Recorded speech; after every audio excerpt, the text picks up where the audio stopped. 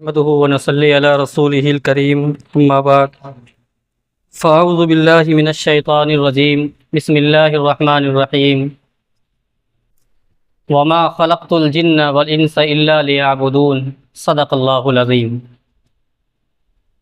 اللہ تبارک و تعالیٰ کا احسان و کرم ہے کہ اس نے ہم تمام کو انسان بنایا اور انسان بنانے کے بعد اپنے پیارے حبیب محمد عربی صلی اللہ علیہ وسلم کا امتی ہونے سے شرف بخشا۔ ویسے تو دنیا میں بہت سارے انسان ہیں، بہت ساری قومیں ہیں، ان تمام انسانوں میں، ان تمام قوموں میں سب سے بہتر قوم اور انسان اگر کوئی ہے تو وہ مسلمان ہے، اور تمام دین اور مذہب میں اگر کوئی دین سب سے بہتر ہے تو وہ دین شریعت، دین اسلام ہے۔ قرآن کریم میں اللہ تبارک و تعالیٰ نے کہا ہے مَن یبتغی غیر الاسلام دینا فلن یقبل منہ، کہ اگر کوئی دین الہی، شریعت اسلامی اور اسلام مذہب کے علاوہ کوئی دین اپنانا چاہے تو اللہ تبارک و تعالیٰ اسے بالکل قبول نہیں کریں گے۔ پھر بھی اگر کوئی اپنا لیتا ہے تو وہ کافی اور سب سے زیادہ نقصان اور خسارے اور گھاٹے میں ہوگا۔ جب ایک انسان مسلمان بنتا ہے اور شریعت اسلامی میں داخل ہو کر کلمہ طیبہ پڑھ کر مسلمان ہونے کا اقرار کرتا ہے تو اس اقرار کے نتیجے میں اللہ تبارک و تعالیٰ کے بہت سارے حقوق اور اللہ کے بہت سارے حق ان سے وابستہ ہو جاتے ہیں، اور ان تمام حقوق میں سب سے بڑا حق جو اللہ تبارک و تعالیٰ کا ہے وہ ہے اللہ کے لیے نماز پڑھنی، یعنی نماز پڑھنا۔ ابھی جس مقصد سے ہم لوگ یہاں جمع ہوئے وہ یہ ہے کہ معہد صدیقات گرلس اکیڈمی، جو لڑکیوں کا ایک دینی اور عصری ادارہ ہے، اس کے تحت ایک 10 روزہ ایک آئیے نماز سیکھیے کورس کا انعقاد کیا گیا تھا۔ بہت ساری بچیوں نے اس میں حصہ لیا، شرکت کیا۔ ان کی حوصلہ افزائی کے لیے اور ان کی دلجوئی کے لیے یہ پروگرام رکھا گیا تاکہ انہیں ایک سند، ایک سرٹیفکیٹ سے نوازا جائے، دیا جائے، اور اس میں یہی عنوان کہ آئیے نماز سیکھیے یہ رکھا گیا تھا۔ دنیا میں ہم یہ دیکھتے ہیں بہت ساری قوم ہیں، ہر قوم کے اندر اپنا کوئی نہ کوئی ایک پہچاننے والا نشان، ایک علامت ہوتی ہے۔ کوئی قوم جو ہے اپنے خدا کو، بھگوان کو خوش کرنے کے لیے، راضی کرنے کے لیے طرح طرح سے عبادت کرتی ہے۔ سب کے عبادت کرنے کا طریقہ الگ ہے، لیکن مسلمانوں کے عبادت کرنے کا، اللہ کے راضی کرنے کا جو طریقہ ہے وہ تمام عبادت کرنے سے بہتر طریقہ ہے، اس سے کوئی اچھا طریقہ دنیا میں نہیں ہو سکتا۔ رات دن میں 5 دفعہ ہم سب یہ جانتے ہیں کہ مسلمان اللہ تبارک و تعالیٰ کو اپنے پروردگار کے سامنے باوضو ہو کر اللہ کو راضی کرنے کے لیے نمازیں پڑھتا ہے اور اپنے گناہوں کی معافی مانگتے ہیں، اور اللہ تبارک و تعالیٰ سے اپنے آرزوؤں اور تمنا کو پوری کرنے کی دعائیں کرتے ہیں۔ مسلمانوں کے لیے 5 نمازیں اتنی ضروری ہیں کہ ان میں سے ایک بھی اگر کوئی جان بوجھ کر چھوڑ دے تو نبی کریم صلی اللہ علیہ وسلم نے ارشاد فرمایا من ترک الصلاۃ متعمدا فقد کفر، جس نے جان بوجھ کر عمدن اگر ایک وقت کی نماز چھوڑ دیتا ہے تو وہ اسلام سے نکل جاتا ہے، کافر ہو جاتا ہے۔ یہ بہت سخت وعید ہے، یعنی آپ کو کسی بھی مسلمان کو جن پہ نماز فرض ہے، کسی بھی نماز کو چھوڑنا کسی بھی طرح درست نہیں ہے۔ اس کے علاوہ اور بھی بہت ساری وعیدیں اللہ کے نبی صلی اللہ علیہ وسلم نے نماز کے چھوڑنے پر ارشاد فرمائی ہیں۔ نماز انتہائی اہم فریضہ ہے اور اسلام کا دوسرا رکن ہے۔ ہم سب یہ جانتے ہیں، بچوں نے پڑھا بھی تھا، آپ لوگ پڑھتی بھی ہیں ابھی، کہ اسلام کی بنیاد 5 چیزوں پہ ہے، اس میں سے دوسری بنیاد جو ہے وہ ہے نماز۔ تو اسلام کا دوسرا رکن جو بہت عظیم ہے وہ نماز پڑھنا ہے اور نماز کی ادائیگی ہے، کیونکہ نماز ہی مسلمان کے درمیان، کافر کے درمیان، مومن کے درمیان اور منافق کے بیچ فرق کرنے والی ہے، چاہے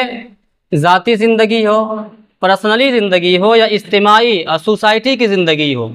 دونوں زندگیوں میں نماز کی اہمیت ایک ہی ہے۔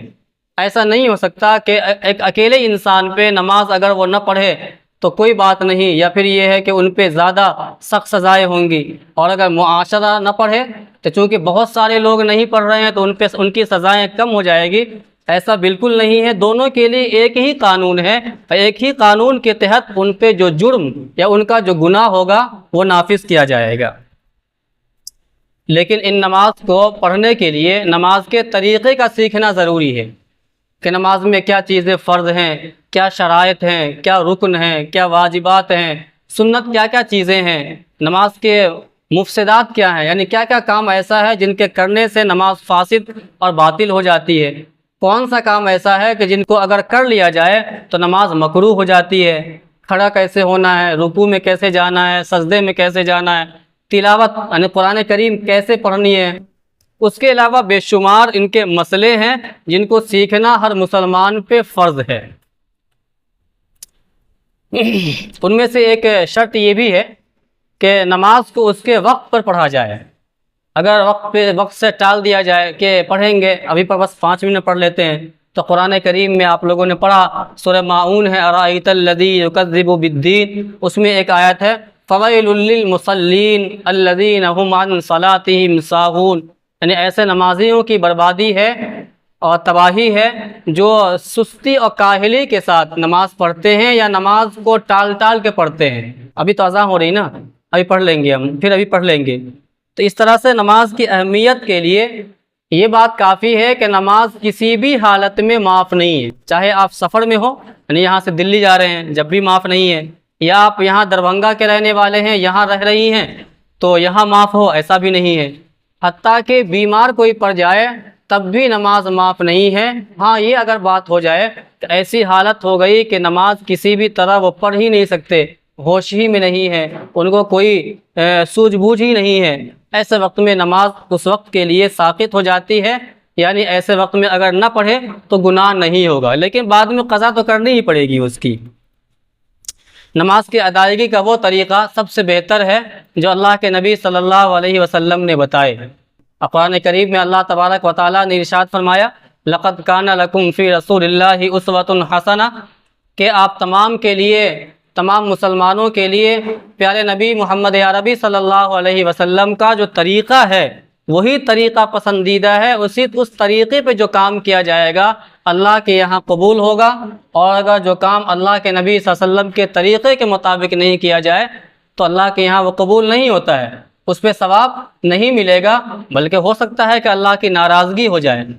لیکن یہ تمام بات کب معلوم چلے گی کہ ہمارے نبی نے کس طرح سے نمازیں پڑھی ہیں یا کس طرح سے آپ نے بتائی ہیں؟ یہ اس وقت معلوم ہوگا جب آپ سیکھیں گی، پڑھیں گی اور اس کو تجربے میں لائیں گی، پریکٹس کریں گی، عملی طور پہ یہ کیا جائے گا۔ ان تمام باتوں کو ذہن میں رکھ کر یہ 10 دن کا ایک مختصر کورس کرایا گیا تھا۔ کچھ بچیوں نے اس میں شرکت کی، بہت سی بچیوں نے شروع میں کیا، بیچ میں وہ جو ہیں غائب ہو گئیں،